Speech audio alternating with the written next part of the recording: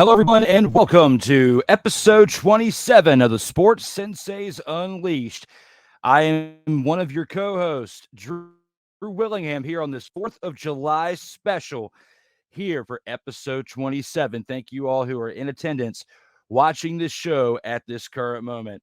The Snowman's Brian Snow is currently out of commission with he's not feeling well today. It was, as we all know, the story behind Mr. Snowman, and he's not doing well, and definitely understand, get well, and hope to see you back here very soon. But today we have a very special fireworks edition. We're going to bring the fire on this 4th of July special as we are here on Independence Day to discuss sports, 4th of July, barbecues, firework action. It is the Sports Senseis Unleashed 4th of July special edition. And look at these fireworks in the background. It is absolutely phenomenal having fireworks on the screen while we are talking in this exact moment. Gotta love fireworks. Gotta love Independence Day. Gotta love holidays. Gotta love sports and everything in general. And with this being a fireworks show, this is the time for fireworks on this show. It is the ultimate show of Independence Day. Thank you all for being in attendance so far for the Sports Senseis Unleashed. Had to give you a little bit of firework action here on the show, because we've got some topics to cover in today's episode. But before we do that, I just want to go over some plugs for you real quick. You can find the Snowman Brian Snow on Facebook, Instagram, and Twitter, as well as at snowmanmultimediasports.com if you'd like to reach out to the Snowman. And for all the platforms to check out this show and many other great programs for Snowman Multimedia, check it out on Facebook, Instagram, Twitter, and YouTube, as well as at snowmanmultimediasports.com. If you want to check out this ugly mug right here, you can find me on Facebook, Instagram, and Twitter, as well as at SIRTOBA.com. And those plugs right here for that are at Facebook, Instagram, Twitter, and YouTube, where the struggle is real to be awesome. You can also find on SIRTOBA.com. SIRTOBA Media, where the struggle is real to be awesome.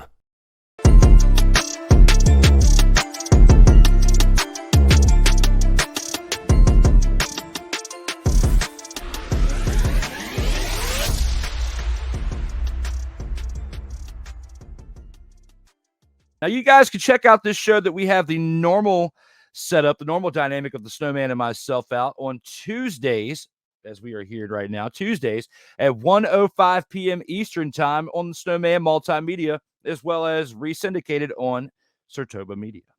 Now, we've got some great topics again, like we talked about before we went to a short break. We've got the best 4th of July moments in sports history. When you think about drama within the game of baseball, and the one that I have to look back on the most is the farewell address that we got from Lou Gehrig. And he was honored on July 4th of that year in 1939.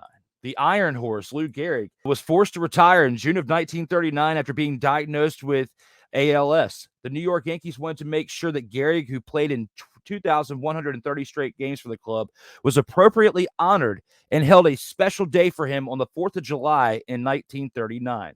He responded by giving the most famous speech in baseball history in front of a sold-out crowd at Yankee Stadium. It can be read in full in so many locations, but it contains the most famous quote: "Fans, for the past 2 weeks, you've been reading about a bad break. Today, I consider myself the luckiest man on the face of the earth. I have been in ballparks for 17 years and have never received anything but kindness and encouragement from you fans." It was a fitting farewell for one of baseball's all-time greats who passed away the following 2 years later in June of 1941. I would say one of the most, if not the most memorable moment that we have in sports, because Lou Gehrig's impact on the game, 2,130 straight games, wasn't broken until Cal Ripken Jr. did it. Cal Ripken Jr. was a very special talent. Had it not been for him, that record would still stand today. To play in 2,130 straight games is tough. To play in even more than that from what Cal Ripken did was even tougher. and especially during the era that Cal Ripken played in. But I'm going to make this more about Lou Gehrig than Cal Ripken, okay? Back when Lou Gehrig played, there wasn't more advancements in medicine, technology, and the things that Cal Ripken got to experience. And then even today, we've experienced way more upliftings in technology today. And speaking of which, the man, myth, and the legend, Sikk Diggy, has joined me. Got to bring him on in here in the chat. What's going on, brother? How y'all doing? I had to bring out my inner Rick Steiner. Excuse me. Well, hey, man, I'm glad to finally have you on here. Well, finally, good to meet you. I'm sorry. Just don't get too thrown off by my sexy voice. I'm sorry. It's not my fault. Hey, man, likewise, because, they say I got a fitting voice out here for this thing, so I'm just trying my best to make it work. But, you came in right at the right time, Sikk, because, the first topic I wanted to discuss today was the best 4th of July sports moments in all of history. I can't really give a good example of a 4th of July moment in sports, honestly. So I'm out of there for you. Okay. We all grew up watching sports change, in a way, from a young perspective. Whether it was soccer, baseball, whatever, we got to see the evolution of some of the sports, especially when it came to sports equipment, the way that the game was played. I mean, anybody can tell you, and I grew up playing soccer, so I can tell you that, the way football was played back in the 80s is not the way it is played now. Or how baseball was. It was a different game, different atmosphere, different attitude. Especially even when I played. Especially when I played as a kid, because back then you could still run over the catcher. You can't even do that anymore. Well, also, the issues of concussions have become very important to address. CTE, yep, absolutely. CTE being what it is, especially like in hockey, because look at Sidney Crosby. He's going to have to come to terms with that he may develop dementia-related CTE later on in life. Absolutely.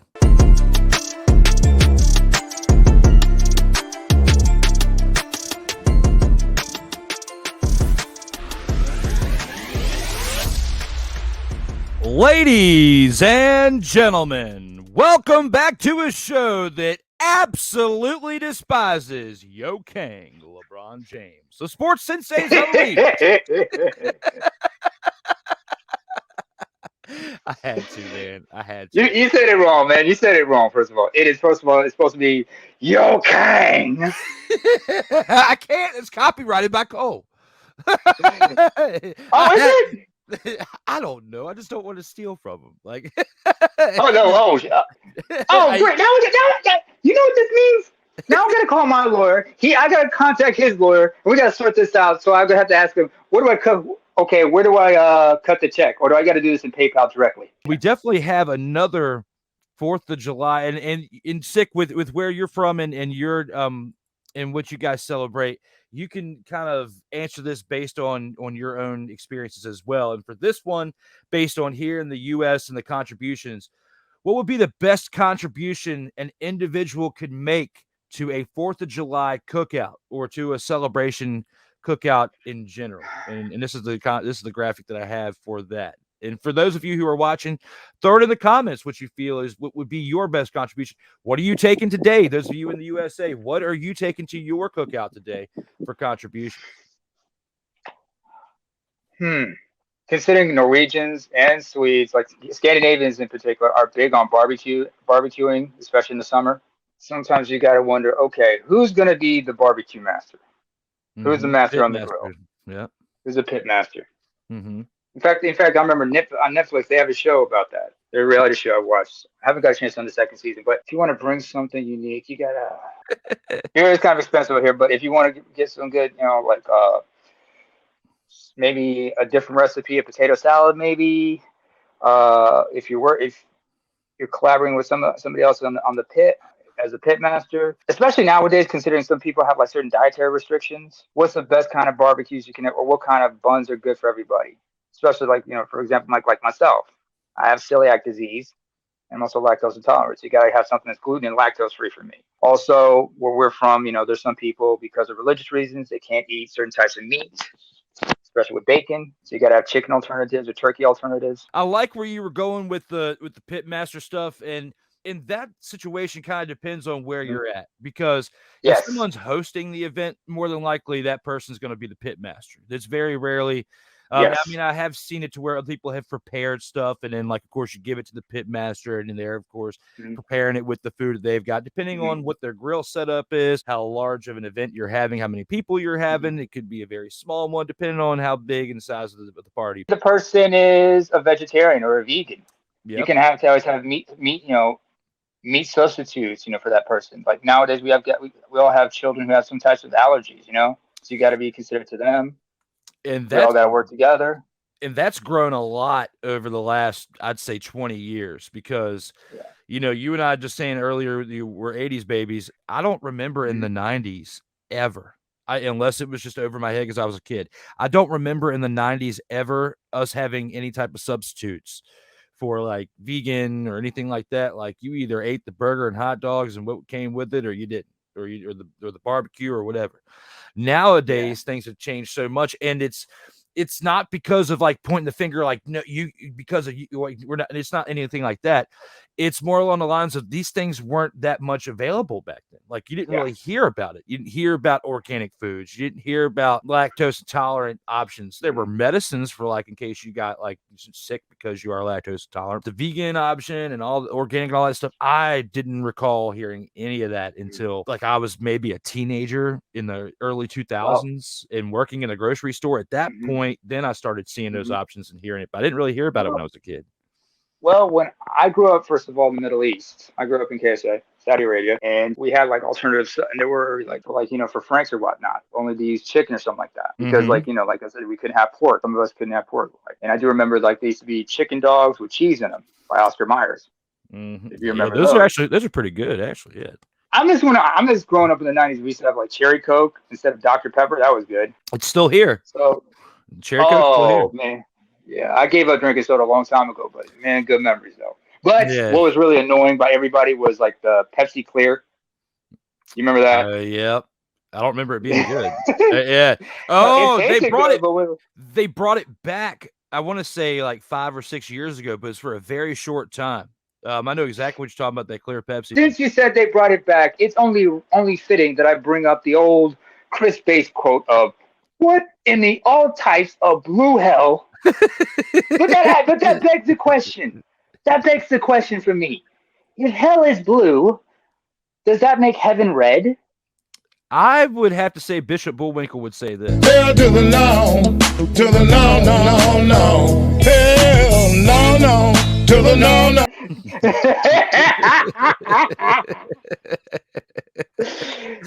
and that song is actually available on Spotify, folks. Look for Bishop Bullwinkle. It is. Good song. By the way, since we're talking about sports, I do want to give a shout out to one Wise El Jefe right now, because I know where he is. He's at home or wherever, and he's watching the Baltimore Orioles at Yankee Stadium. It's right now the top of the fifth, and the Yankees are leading 3-1. Yep. And we are actually going to, you actually got there a little bit ahead of me, but our next topic. Oh, excuse me. Is no, you're fine. Is a little bit of baseball, and this one is Shohei Ohtani, latest MLB updates and more. So no worries, Sikk. You just got us a little bit started on this topic, but just glad that we are definitely on that one, because I absolutely love baseball. And with what Ohtani has been doing, what are your thoughts on how Shohei Ohtani is starting to change baseball a little bit with being a multi-diversital player, pitching and playing the field? First of all, Shohei, how long has he been in the MLB? He started playing in the MLB in 2018. So what is that? This is his 6th season now? Yeah. Before that, he made his bones in Japan, correct? Yep. He was there for 5 seasons from 2013 to 2017. So understand, and he's coming from a different baseball system. And how they train their players and how they're taught to be as multifaceted as possible. You cannot allow players to be pigeonholed into one position or another. So his ability and the fact he's consistent has contributed to what he's been able to do so far in the MLB, and his ability to continue to contribute to the Angels. Only time will tell, barring any injuries he might pick up later on. But if he can continue to remain consistent, he's going to have a long-lasting impact on the league.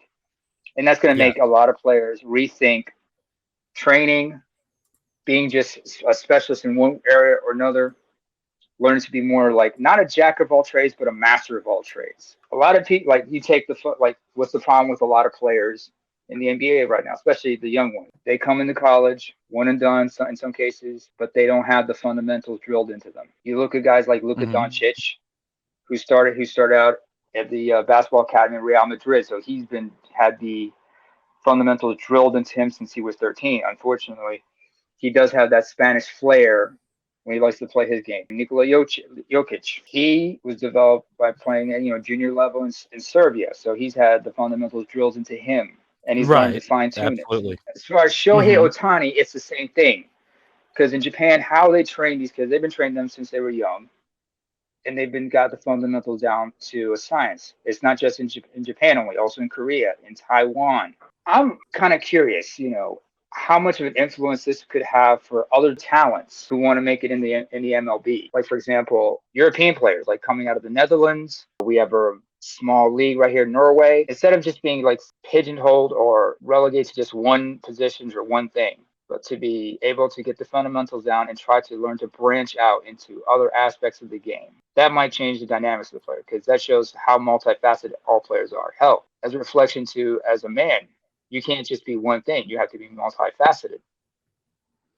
Something that Brian and myself and a few others have discussed.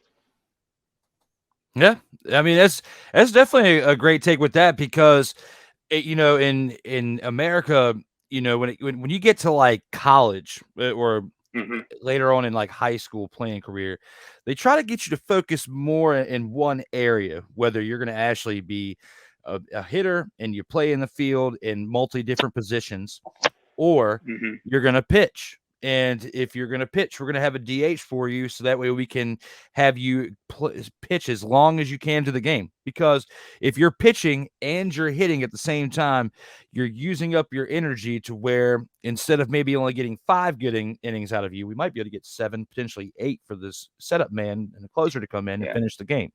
So with me being a coach as well in semi-pro ball, I've had to make those decisions as well. So, and seeing that throughout the ranks of tiers of where baseball takes you. So, Shohei Ohtani is a very special talent. And like you're saying, pretty much in different countries, it's not that uncommon from what it sounds like to be multifaceted within the game of baseball.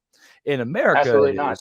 Yeah, in America it is, which we haven't, which this is the first big story that we've been able to really talk about when it comes to a multifaceted player in baseball since Babe Ruth, which has been, damn near 100 years ago because by this point, 100 years ago, he had shifted into primarily outfield or first base in hitting.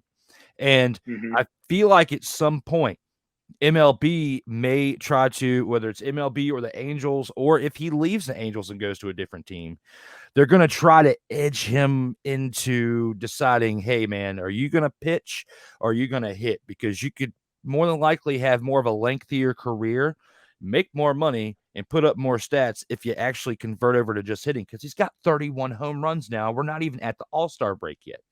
Pitching-wise, though, he's only 6-4, and he's just under a 3-run ERA at 2.97. So when you're 6-4, granted, if you were on a better team, you wouldn't be 6-4 because he is a good pitcher. It's because he's on the Angels why he's 6-4. But if he were to move to New York, not the Mets, because we've seen how lowly the Mets are doing this year. But if he went to the right now they're in some financial straits right now. Well, not only that, but the Mets have been have had a lot of injuries this year too. That have really cost them. And it had not been for that, because on paper this offseason, the Mets were looking great, which is why Verlander left the World Series champion Astros in free agency and went to the Mets. So, if this happened during the offseason, Shohei Ohtani had a choice and they were actually moving pieces around, probably for financial reasons, they wouldn't be able to bring him in, like you said, because they can't really afford Ohtani and the other pieces that they brought in there.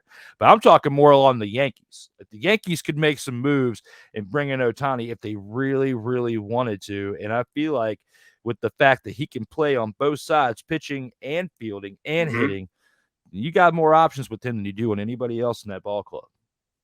If I may cause a kind of like pushback on what you said about him being confined to just pitching.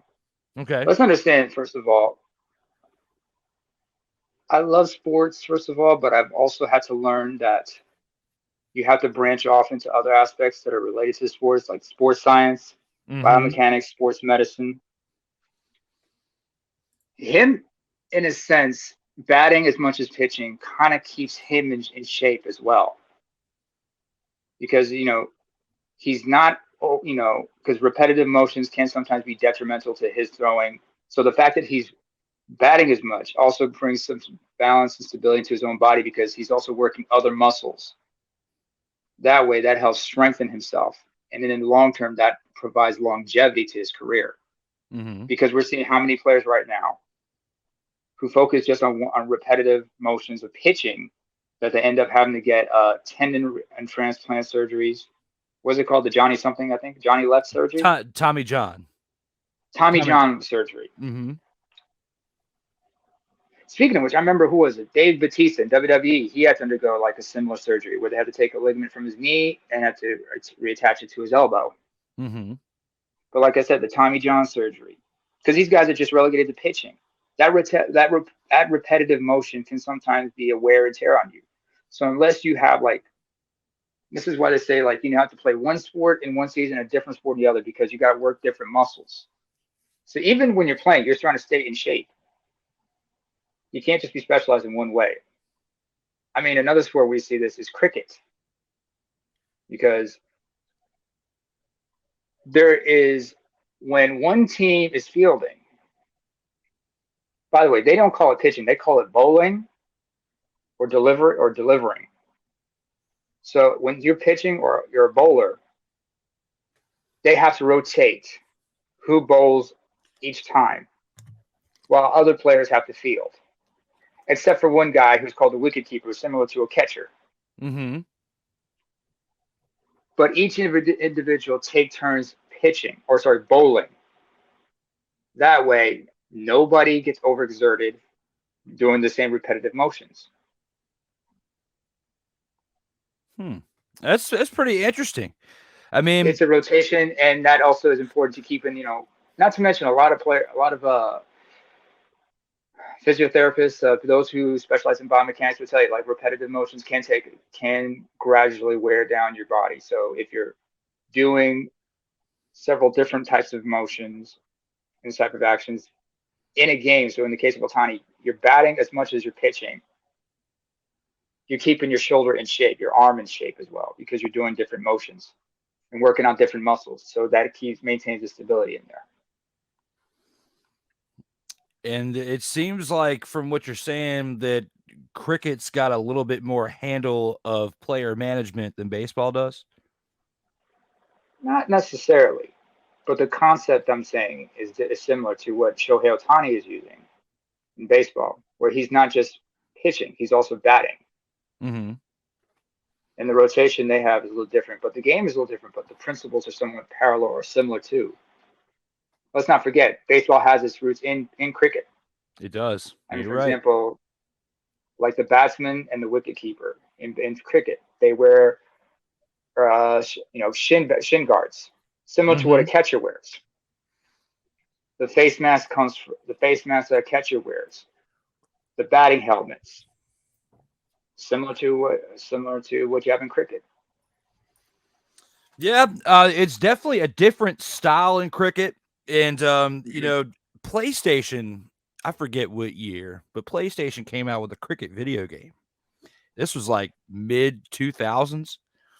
I remember my brother had PlayStation 3, PlayStation 2 or PlayStation 3? PlayStation 2. That's how old it was. It had cricket and there was a rugby game between the two. Love playing both of them.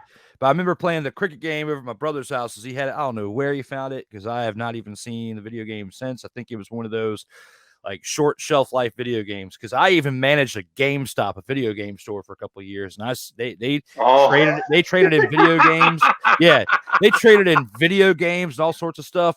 And I still GameStop here. We had a GameStop here. It shut down. they decided to shut down operations in the Nordic region. They shut down. I remember the date that they completely closed all their operations here. August 17th, 2020.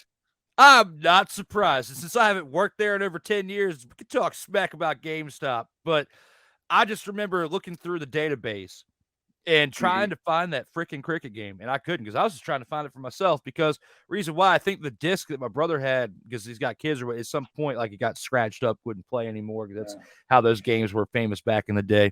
And I was just trying to find it for myself. Never could find it. And I didn't want to continue on with my career with GameStop just to try to find a freaking cricket game. But no, I don't blame you. The things definitely turned out a lot better for me now that I'm in the IT world and far away from video game management. So, but when it comes to this, I mean, I'm glad we got to go on a little bit of a Shohei Ohtani rant. And just so you guys know who are just now joining the show, we're going to go a little over today on this special edition of the 4th of July, because Sikk got here towards the middle and we're getting caught up on things. And we talked about Shohei Ohtani.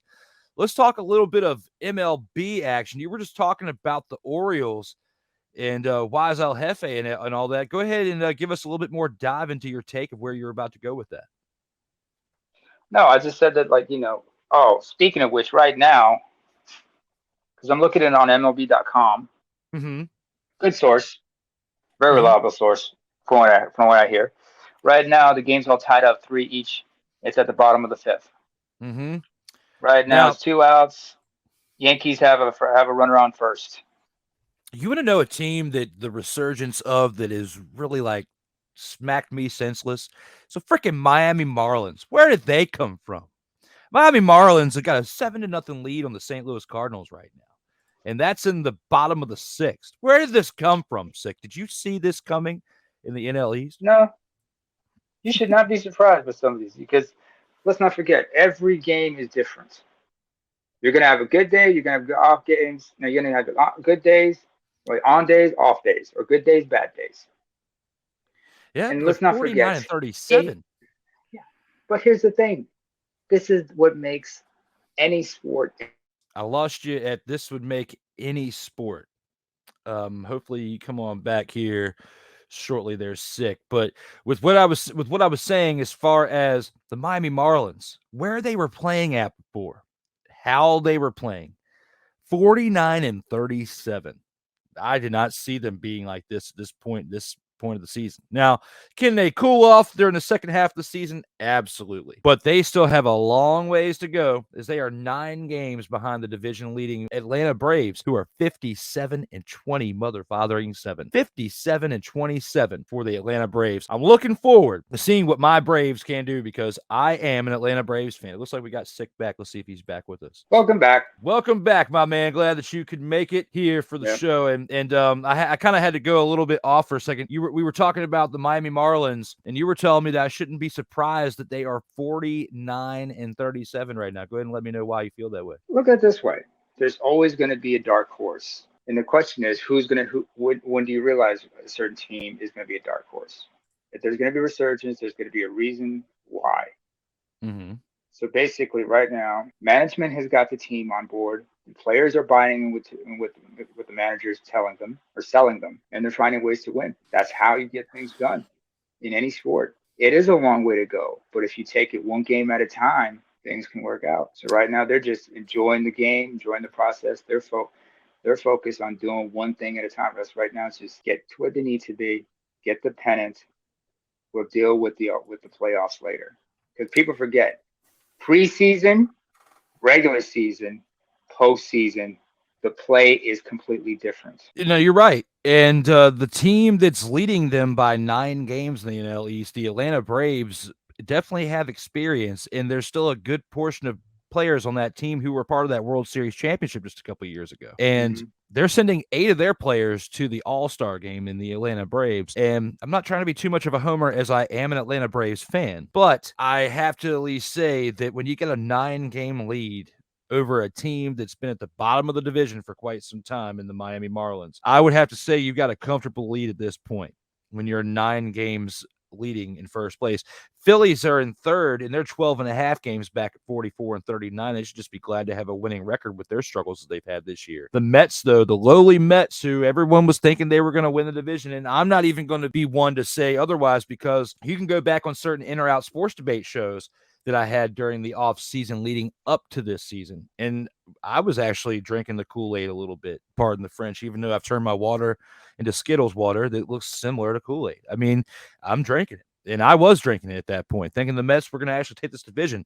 And I'm glad to be surprised and to be wrong in this case that the actual Atlanta Braves, my team, are smoking the division right now. But I can't get too excited because, as you and I were just saying a minute ago, it's still got a long way to go for this season. It's still very early. We're only in the first half, and good teams that have been hot during the first half can cool off during the second half. And then when you get to the playoffs, it's a different animal. Just like you said, you got to be ready for playoff baseball once September gets here. I mean, look at it this way. You got to understand this is 162 games. It's a long, grueling in a few months. It really is. And the possibilities of players getting injured, especially at certain times, like say like around All-Star week, that'll put a blow on you, especially how important you are to the team. You'd be surprised how many teams falter when their main guy is injured. How much that takes the wind out of their sails. Now, is there any team, throughout all 6 divisions in baseball, AL East, the AL Central, the AL West, the NL East, the NL Central, and the NL West, is there a team throughout the entire league that is actually surprising you at this moment in how they're playing and how they're producing? It can be good or bad. I can't say right now, honestly. And my reasons is this, because I've learned to like really scale down my expectations on anything. So I just say, let's just watch and see what happens. Let's just watch. It looks like we got some breaking news there, Sikk. Mike Trout goes on 10-day IL with wrist injury, diagnosed as a HAMATE. I don't know how you say that. Hamate fracture? What's that? A hamate fracture? I'm looking up. When it went test on his wrist, including X-rays, and his waiting results. It says here. Thank you, Mick, for the breaking news that we have as far as that goes. If anybody remembers a boxer, Prince Nassim Hamed, British boxer, featherweight, I believe was, powerful puncher, but the problem was he ended up developing tendonitis in his hands and his wrists, which have been plaguing him since his retirement. And having aches in your wrists, especially if you don't know how to like overcome that, it can be detrimental, especially for a batter if you're left-handed. Unless he can try to like mediate that by trying to switch to batting left, he's gonna have to like do some serious rehab to not only just repair it, but also to strengthen the muscles and the tendons in his wrist. Because he throws right, doesn't he? Yeah, he does. The only problem that I have with this is, you were saying earlier about the fracture part, depending on the severity, if this actual report is true, it's saying that he is diagnosed with that fracture. It just depends on the severity of it and how the actual healing time will be. The fact they only put him on a 10-day IL is not that bad. I think that he should be able to come back from it. But at the same time, like Cole said, that is a huge blow to the Angels considering where they're at in this season. Absolutely. That fracture means he's going to probably have to undergo, depending on how severe it is, if he has to undergo surgery or whatnot, they have to first put an MRI on that one. So 10 days just to see what happens. It's probably what it is. And there's probably a decent chance that he can go down for the rest of the year once that 10 days concludes, if things don't improve. Or a 30-day DL, and then after a 30-day or 60-day DL, if he doesn't come back by that point, then I can see them pulling the plug for the rest of the year. It's one of the carpal, according here, it says its functions. It's the carpal bones function. It's one of the carpal bones, and its function as a unit to provide a bony superstructure for the hand. So if it's at the base of your hand, right where your wrist is, you can't rotate your hand as properly as you want. So you can't move your wrists. So that would require surgery if it's severely fractured, but that depends.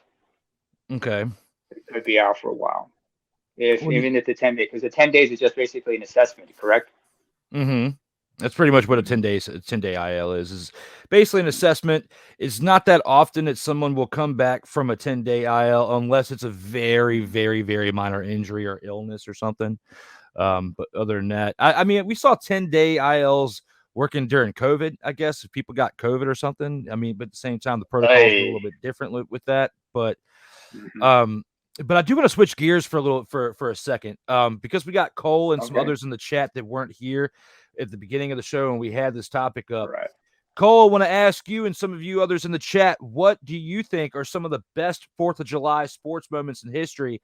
And the one that I gave was the speech by Lou Gehrig in 1939, because they honored him on 4th of July because he had just retired the month prior when he was diagnosed with ALS. I said that was probably my best sports moment in history because of the farewell speech that he gave, in acknowledging the fans. And also the other part of that statement, I would say, what do you think is your best contribution an individual can make to a 4th of July cookout?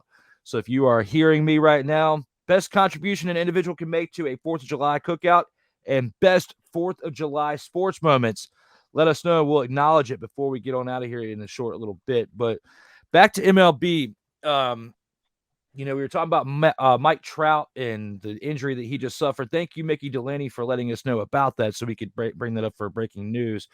But out of all the teams in the MLB, and I know you're kind of giving me some down the middle answers, Sikk, and not really leaning one way or the other. But I want to see if you'll switch gears on this one. When you think of all the teams in MLB, all 30 teams, okay, is there a particular team that at this point in the season is catching your eye that normally wouldn't catch your eye throughout the trajectory of a season, even to this point? It could be the Reds and LA De La Cruz. Any team out there? Are there any team that's just like surprising you, like what in the father is going on out here with this team? How did they get so good, or how did they get so bad? I can't really say right now. I mean, I just like to just try to stay as neutral as possible because I used to have a favorite team, but not anymore. You know what I mean? Mm-hmm. I've learned to kind of not get too heavily involved in the teams and just watch the games, enjoy the process, and see who can do what, because every season is different. Mm-hmm. But the question is, what teams are going to sock the Astros in the mouth in the regular season? Because remember, they are the defending World Series champions. And Cole understands exactly what I mean by that, because our good friend Brian Snow says, to be the champs, you gotta beat the champs. And right now, where are they? Houston right now, they're trailing behind the Rangers 3 games in the AL West. But don't count them out yet. It's still halfway through the season. This is not, I mean, you see right now what's going on. It's still, like you said, it's still halfway through the season. We got to wait till what happens by the end of July, going into August. Who has the momentum then? Because momentum will be shifting. The Rangers, not always in the first third, but the second third. The Rangers have it right now, but anything could happen. Anything could change. After post 4th of July, after the All-Star break, who knows? And the Rangers have been making some moves to improve on all aspects of that team, the bullpen, the field, everything. Like, they've been making moves to improve that team before the season started and during the season.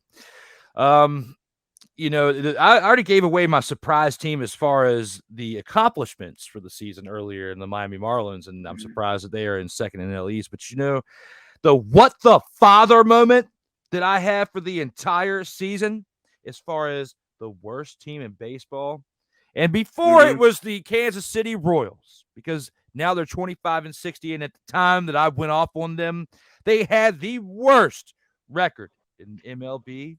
But now that has switched gears, and I have to give credit to Joseph Raymond and others who had said before I even said it that the Oakland Athletics are the absolute worst team in MLB.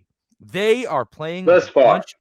Yes, and they are playing like a bunch of dumpster pelicans. It is sad to watch the Oakland Athletics on television. It is sad if you ever have to watch them on primetime television on ESPN. It is an absolute train wreck to watch them not only pitch the ball, but field the ball.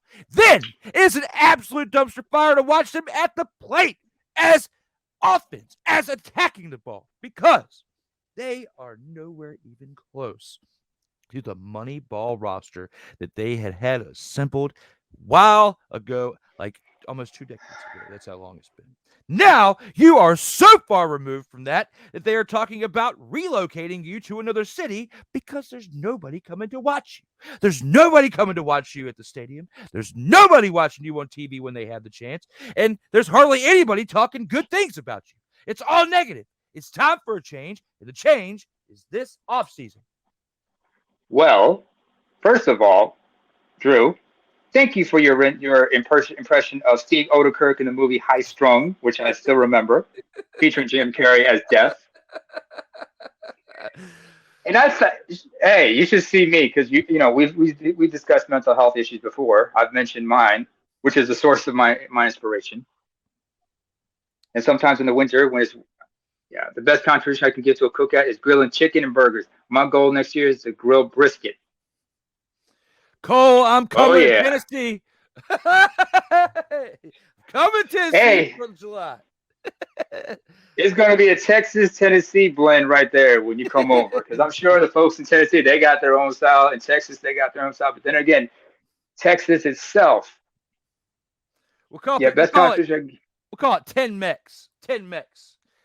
Not real Ken Griffey Jr. broke it and hand it, remember, and come back from it.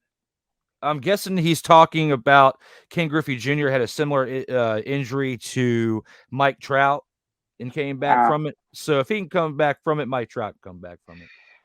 Hey, I remember when he tore his ACL back in, was it 2000, 2001? Mm-hmm. When he was with the Reds? I look like Wilson from Home Improvement right here. when I do that, I come down here. I want to see. I want to see if the Rays have it in them to do it, and they might go all the way. They've been teasing it at certain points throughout the past decade. They just haven't been able to fully come through. Is it time that we see the Rays actually go full throttle and get this sick? If they don't, they will be the biggest dirty tease of MLB this season. And hence I said, a dirty tease, folks. A dirty tease. And now you got me all high strung about it right now. But just to get back on topic. I remember having a discussion with a cousin of mine who lives in Northern Cal, in NorCal. But of course, he's a Giants fan. Long-time Giants fan. But talking about Oakland right now, you understand they are not in the best place because right now their game is not what it is. Their records is deplorable. And also they have this dark cloud over their head because they're going to be relocating to Las Vegas. Mm-hmm. And people are thinking, what's in Vegas? What's in Vegas? Because you understand, the Golden Knights, who just won the Stanley Cup. Did you see their parade? No. The Stanley Cup parade? No, I did not see the Stanley Cup parade. When they came home and they had the parade. From what I understand, not a lot of people that were out there. But then again, Las Vegas is not known for it's not that type of market when it comes to sports. It is. I'm listening to you. I'm listening to you, but I wanted to point out Victor Locke. I love that. Everybody's favorite South, everybody's favorite Chicagoan. Victor.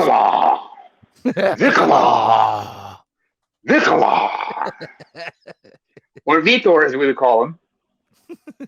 Actually, my mother tongue Victor's first name would be Awit. Because it means he who is victorious. Because Victor means the victorious one. Okay. I mean, I like it. I like it, Vic. I like it. I like the name. But like I said, The Astros will be trailing the Rangers by 5 games before this weekend. They took 3 out of 4 in Arlington and are now sitting 3 out. Yep. Thank So you, that Cole. the Wait, Cole are they getting us playing today? I don't think so. Let me check the scores here. No, they're not playing today. I just looked at it.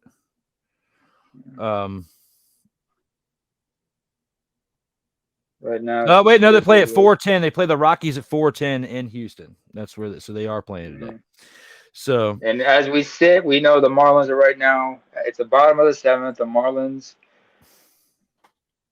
are just having their way with the Cardinals at home, and it's 8-0. They right now bottom of the 7th, 1 out with a runner on first. What is going on? And just like Cole said on the NL side, the Braves look good, but if I have to look at the Diamondbacks and Marlins, that's it. And you know, I'm just surprised that we're talking about the Marlins like it you know, this point in the season. Like, you know, I'm not surprised in this exact moment, but earlier this year, if you were to discuss the Marlins being a threat, I would have laughed at you. I would not have seen that being an actual thing. KC is a dumpster fire as well. Yes, they definitely are. Kansas City Royals definitely are a dumpster fire, Mick. Victor Locke says burgers for me as well as fireworks. Absolutely. That's definitely a good 4th of July tradition right there. Sikk is right. You got to beat the champs. Other than the Rays, there isn't a team in the American League that puts fear in the Astros. No, Sikk was definitely hold on. Wait a minute. You saying it wrong, man. Hold on. Do it. Because, you know, Cole is known as Cole Flair. So, Sikk is right. You got to beat the champs. Other than the Rays, woo, there isn't a team in the American League that puts fear in the Astros, baby.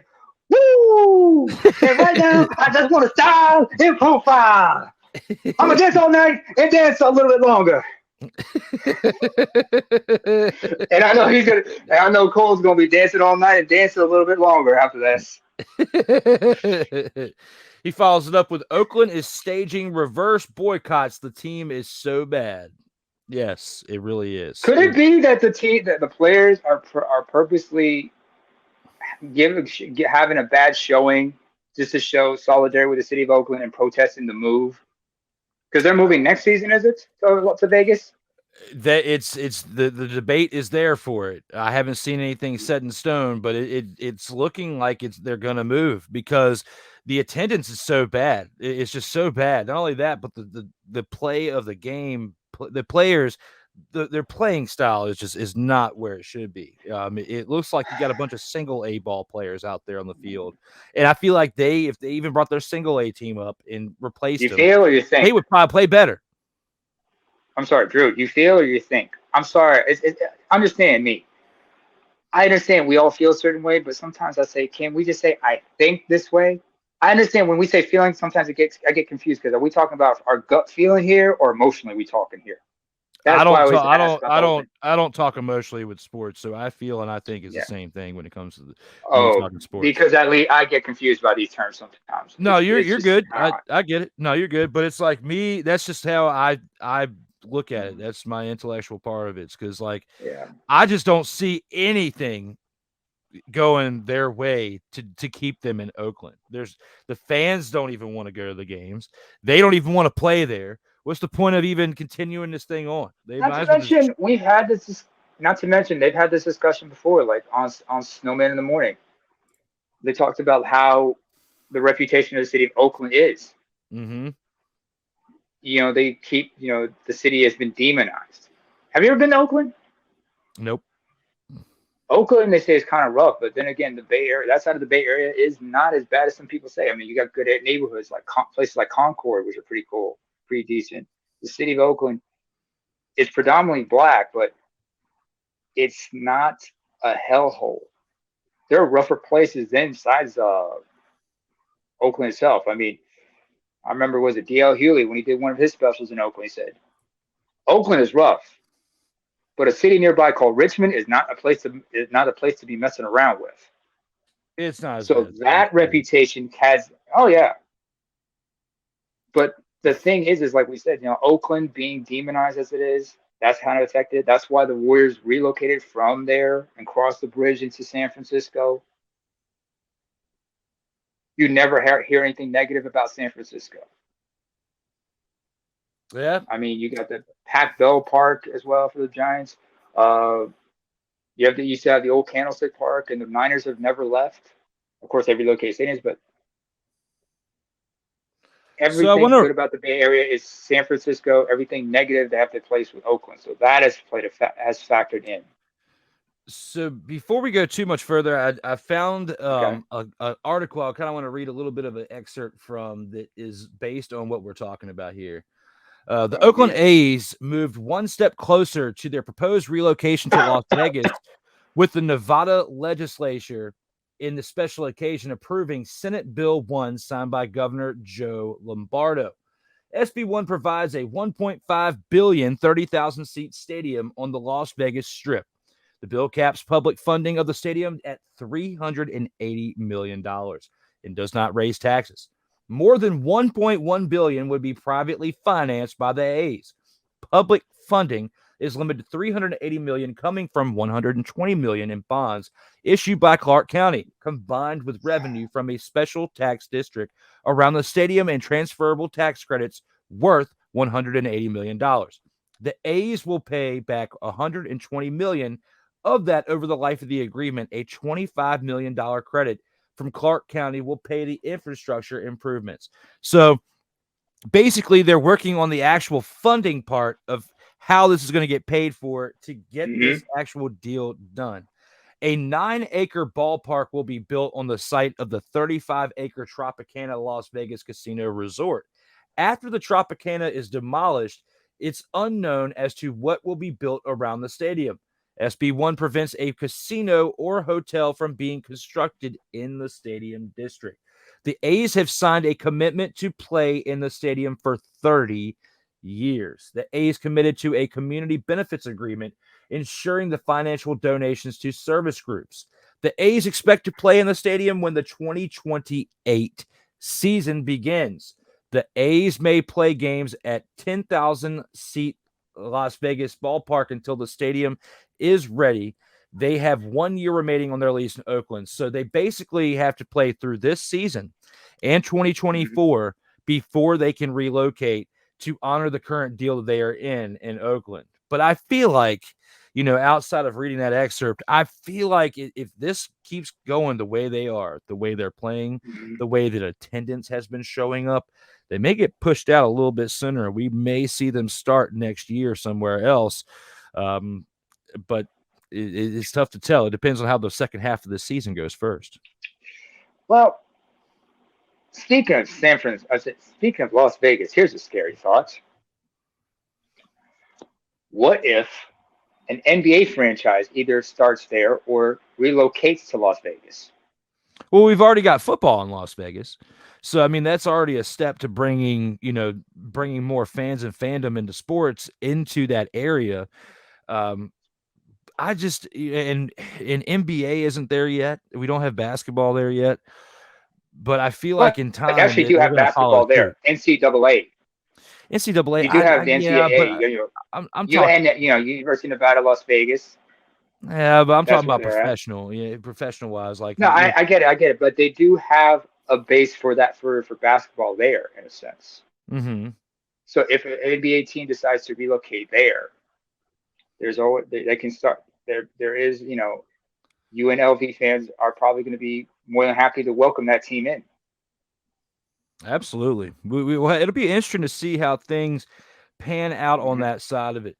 Stick with us on the other side of it. We're going to get ready to roll on out of this one, as we've been live for quite some time. It's been an hour and a half. We've gone live on the Sensei's today. I want to thank you for showing up and being here with me to discuss the things and topics within sports that we have. But before we do, what do you have? Are there any closing thoughts that you have to relinquish before we get on out of here? I just want to say one thing. Don't ever, if you're coming to a cookout, don't ever